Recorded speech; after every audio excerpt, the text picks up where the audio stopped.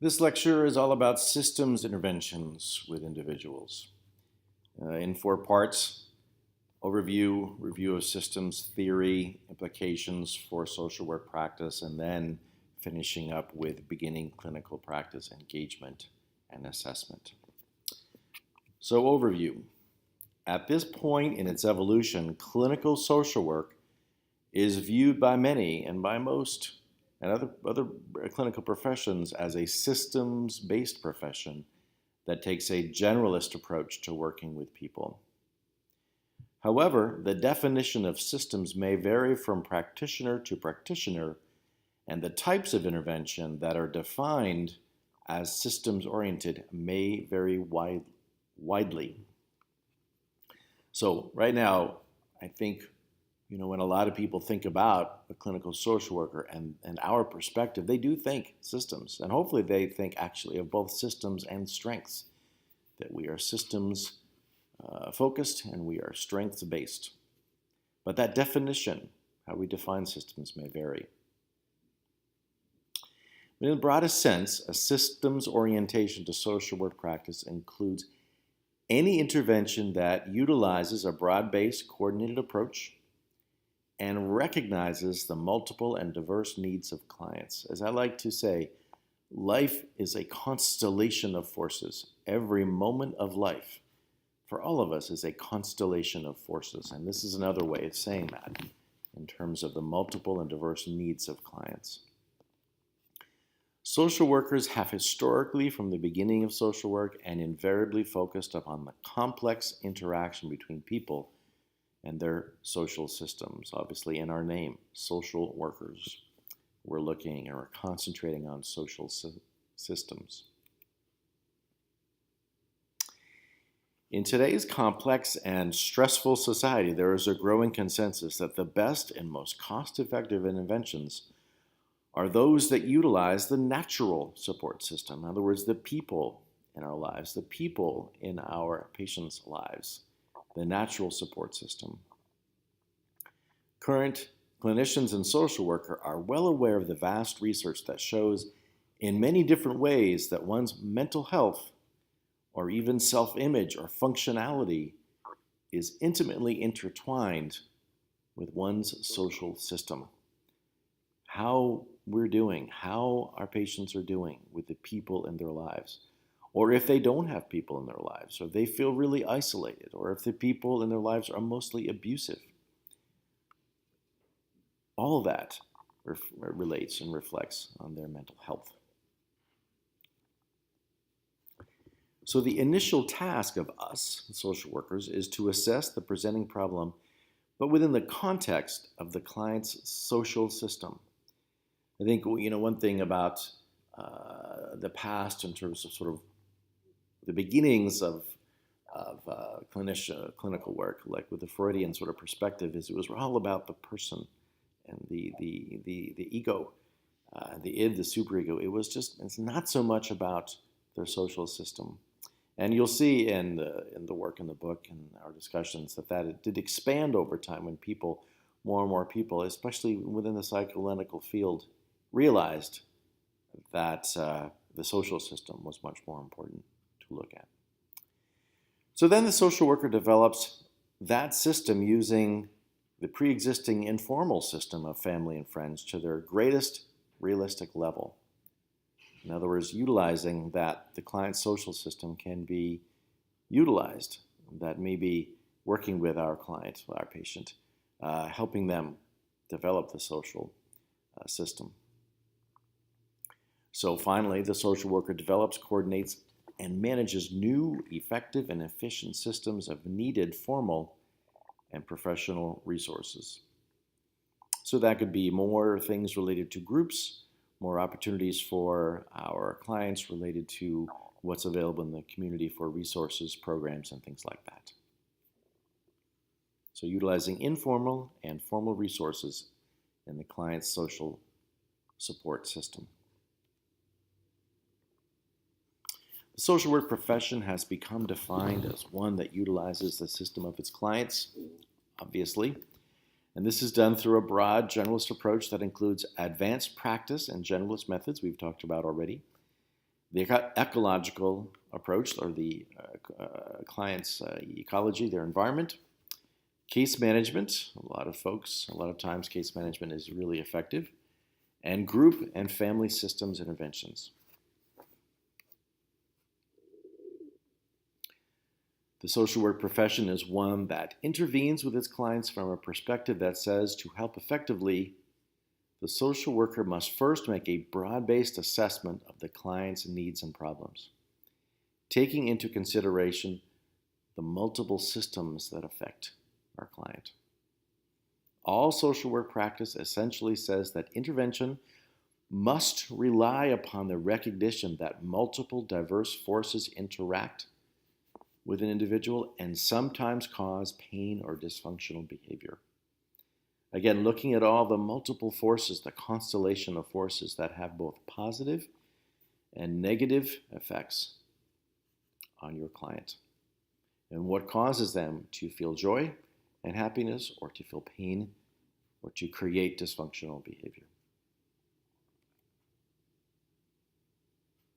Finally, in terms of understanding this part of our practice, advanced practice social workers who practice in family, children, or community-based social service agencies, hospitals, or mental health settings additionally need an interventionist skills base that draws upon the research in psychotherapy outcomes.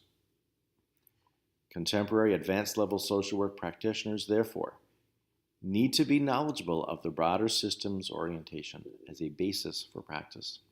So, yes, need to know our skills, need to know what skills to utilize, those about the interventions that we're talking about this semester, other things that you have learned or will learn, but maintaining it within a systems-based orientation. Broadly understanding the client's system, their support system, the people in their lives, the other structures in their lives that help them succeed or not succeed in life. All right, and the final part of this lecture, it's about engagement and assessment. And as talked about in the psychotherapy outcomes lecture, the first step in a clinical intervention is to develop a therapeutic relationship with the client. That is the first step. And I like to see it in these three ways: connection, trust, and then movement and change. So when I first meet with someone, I am really working on the connection. I am showing them a very positive, accepting, non-judgmental environment where every part of their life is something that is important to look at, important to me, important to understand. Building the connection, and they feel like they can really connect with us and that we literally do care. If they get the impression we don't care, obviously they're not going to come back. So to build that we care and there's a connection. And then trust is, over time, it usually takes probably a couple of months, maybe even longer for deeper trust. But in any relationship, it's it's connection first and trust second. So our clients, our patients need to feel they can trust us. They can trust it's a confidential environment, trust that we're non-judgmental, and trust they can explore anything they need to explore. With those two things in place, that's when movement and change occurs. Without one or both of those things, I do not believe movement and change will take place. Connection first, trust second, and then movement and change, which I think is also true in any relationship we have on the planet. If you're with a best friend, or with a partner, family, you need to have a connection, you need to trust, and then things work well together. Without connection and trust, it is impossible to do good therapy. Next, moving on to active listening skills. The use of the word active suggests that the social worker plays an active part in the verbal interchange. This may mean interrupting the client who seems to have an unending flow of words. In other words, if people are just sort of like talking and sort of like disconnected, just moving on from one thought to another, actually you may want to jump in and say, how about we focus on this for a while? Or it sounds like this is a bigger issue for you these days. How about if we look at that? In other words, just letting people go on and on and on. They may feel comfortable to do that, but they're not going to feel like they're seeing movement and change. In the engagement process, the social worker may be somewhat more active than later in the therapeutic relationship to provide the client with a sense of holding or security that gives the client a feeling of comfort and trust. It's a really good point. A lot of times people come in and they're just really scared. They're anxious. They're not sure if they want to be there or what it's going to be like, what you're going to be like. And so they don't talk so much.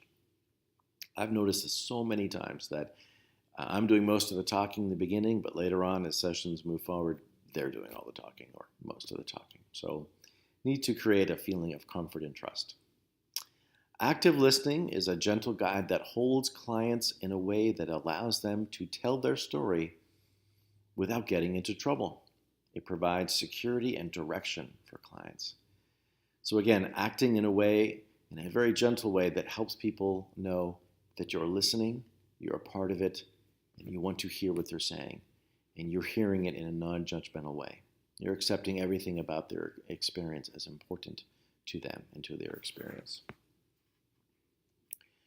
Next, looking at some very specific active listening skills. So minimal prompts. In other words, sometimes you may just want to jump in and say, looks like that bothered you a little. Could you tell me more? Or just little words like, obviously, yes, no, and maybe words like that maybe at the right times help people realize what they're looking at is something seems to be really important to them. Reflecting content, reflecting what people are saying. Sometimes they're losing track or they're not really sure of what they're saying or not really aware of what they're saying. And if you reflect the content, then they can say, oh, yeah, that actually did mean a lot to me. That is important. Silence. Can't say enough about this. Your active but caring and engaged silence is huge because people need to tell their story. And you do not want to talk too much. It is all about them. And like I said, sometimes you want to jump in, do some reflection, or do some prompts, or sort of help sort of clarify. Silence is huge, but it's a very caring, non-judgmental, very warm sort of silence. But it's a very important active listening skill. All right, so empathic responding skills. The most direct route to trust in psychotherapy and clinical intervention is empathy. It implies the ability to feel with another, to know what they're feeling. And if a lot of times when people are describing something and you don't know what that's like because you haven't lived through it, if you find something in your life that is similar, then you may know the feeling and then you're able to be more empathic. Sympathy is, I feel badly about what's going on for you. Empathy is, I know exactly that feeling of what's going on for you.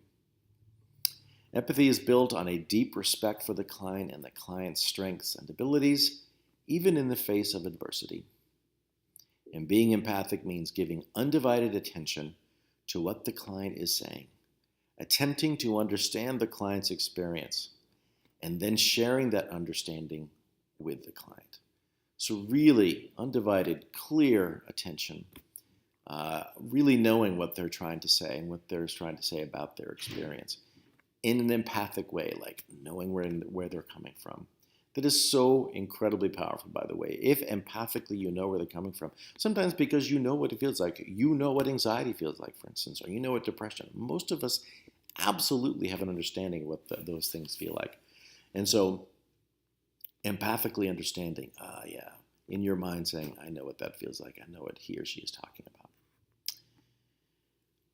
All right, so empathic responding skills, huge thing to learn and to grow and develop and strengthen as you move through the years of your practice. Encouragement skills, building a therapeutic relationship, dealing with painful issues, and initiating life changes all take a certain amount of determination and tenacity, certainly on your patient's part, but also on your part. And we encourage our clients both verbally and non-verbally. So clearly what you say matters in terms of helping them deal with issues and everything about what's going on in their lives. But non-verbally, again, what your face looks like, what your body looks like, what you're doing with your eyebrow, what you're doing with your hands, all matters. And that conscious use of self, knowing how and what you're doing matters to the person, knowing their response when you do raise an eyebrow. Knowing there are times when you want to say, that sounds incredibly painful, or difficult, and times where you don't want to say that because that actually is going to make it worse for them. So conscious use of self, and then seeing what your patient is doing with your use of self, that constant work, that is a part of what we do. And it's a part of one of the encouragement skills that we're talking about. We encourage our clients to talk more about something, to share more information, and also knowing the difference between praise and encouragement. Praise, when seen as flattery, is just not good. That's just not part of the psychotherapeutic relationship. But encouragement is.